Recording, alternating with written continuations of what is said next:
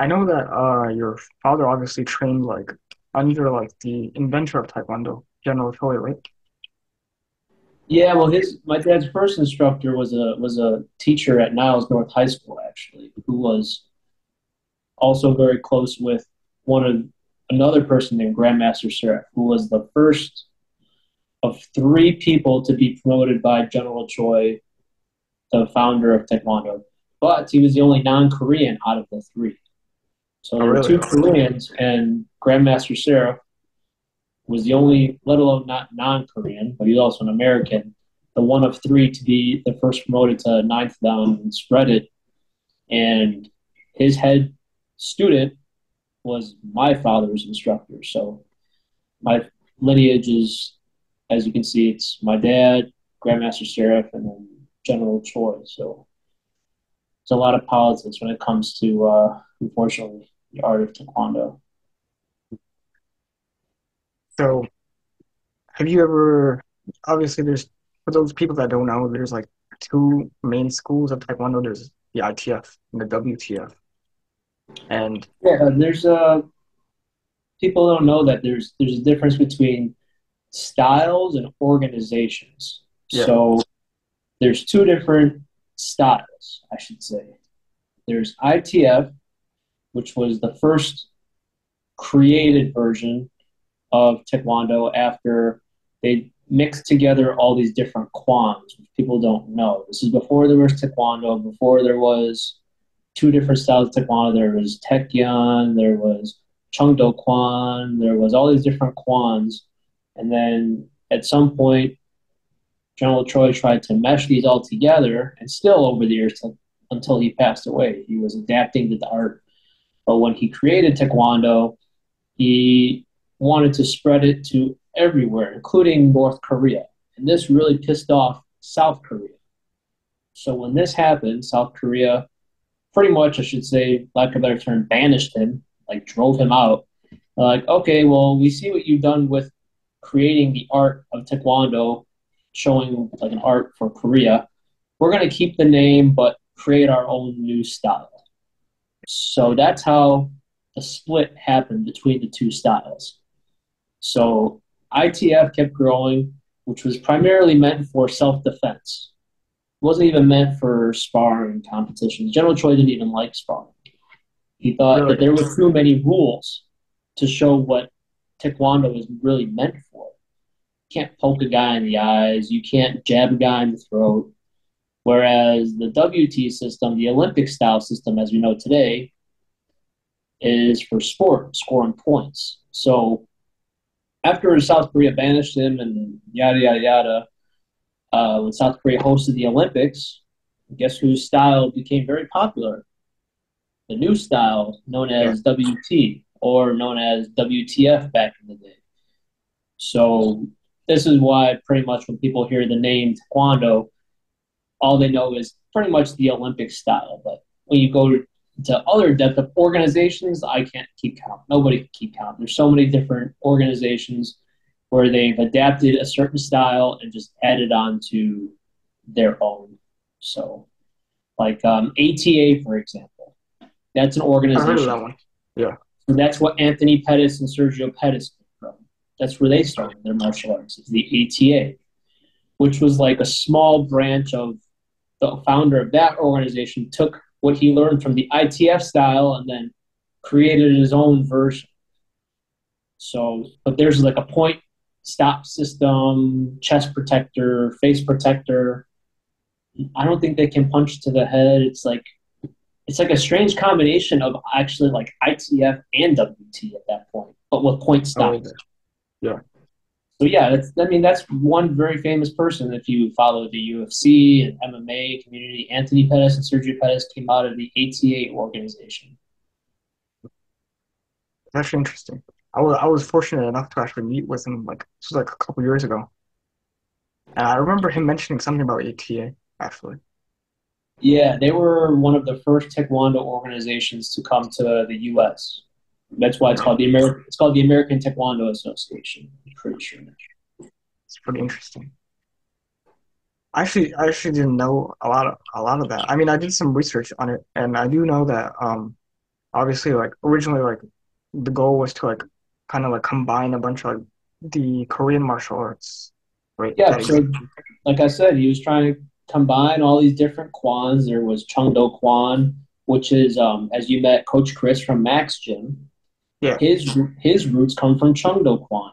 There's people who come from all these different kinds of kwans, and then General Choi created the group called Odo Kwan, which means I think from what my dad told me, it is the school that welcomes all different kwans pretty much. So that way, it's not trying to single anybody out, and from there they could try and learn from each other what their weaknesses are, what their strengths are, and at that point, that's why he wanted to try and build it all together.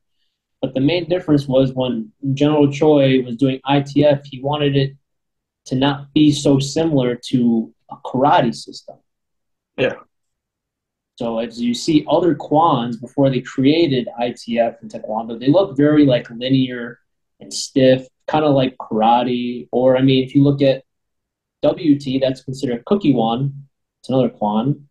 They're very stiff, whereas ITF has the sine wave. So that was one of the reasons he this started incorporating sine wave, which was one small part. He was trying to show that we were different, not the same as like karate. Even though he had a rank in Shotokan karate before he went to yeah. start his own Taekwondo journey. Yeah. Do you know if by any chance if he supported the belt system or if he wasn't in support of it? I know he was in support of the belts. He just wasn't in support of the sparring aspect, like I mentioned. Someone said it Right. was. I'm not trying to swear. Like so, rooster fighter, cockfighting is what he was Oh yeah, referencing. He's like, it looks like cockfighting, rooster fighting. He's like, there's too many rules. When self defense, there's no rules. So that's yeah, why. But still, he's like, that's what the people want to see. So they incorporated their rule set, and just like any other martial art, there's still competitions. There's still rules. You can't. I mean, you got gloves on in Muay Thai. You can't poke a guy in the eyes though. yeah, You can't. You're not supposed to strike a guy to the back. There is still rules. At the end of the day, Muay Thai even is still a sport where there are rules, but it's as close as you can probably get to when it comes to street fight versus per se even taekwondo, like you can't kick low in sparring, but we still train it in spar. We still train it at the school. We still yeah, train throwing elbows. We still train throwing eye pokes or weapon disarming or how to. We don't really use weapons. We practice more weapon disarming because remember this was a military self defense. It yeah. was supposed to be meant for hand to hand combat to take the weapon away from the guy and finish him. Okay, that's interesting. I know. I don't know if you've heard of. I think it's called Taekyon, I believe. I don't know if you've heard of that one. Yeah, Yeah, that was one of the ones I mentioned. When I said all the different yeah, quans. Yeah, it's Tekyun. That's one yeah, of the many different styles he tried incorporating. He tried taking all these different styles and creating his own system. yeah. And I was now, actually fortunate enough to like meet someone that actually did train with that style. Like, yeah, unfortunately, all those super old traditional styles not it's not very common anymore. Everyone yeah, wants to kind of box, like Muay Thai, assimilated with like Taekwondo, right? or look at what's it called? What's the style called from Chuck Norris? And then that was I don't think it was called Tekken, but it was called Taekwondo, like oh, what was it called in Cobra Kai? The new show. They call it Tang Sudo. Tank Tang suit. Oh Sudo. yeah, So yeah, that was I remember with the second season I saw and they say Jumbi. I'm like, I'm teaching karate. It said Jumbi, that's Korean. And then before they released the next season of them talking about when he was in the Korean War, like, oh, it makes sense. He's teaching them Korean karate.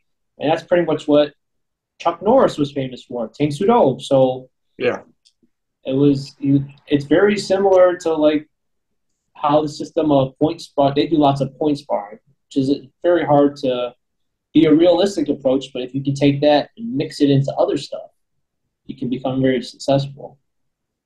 it seems like in a way, it was kind of like a precursor to well, like modern like mixed martial arts is because we're trying to combine all these styles in a way.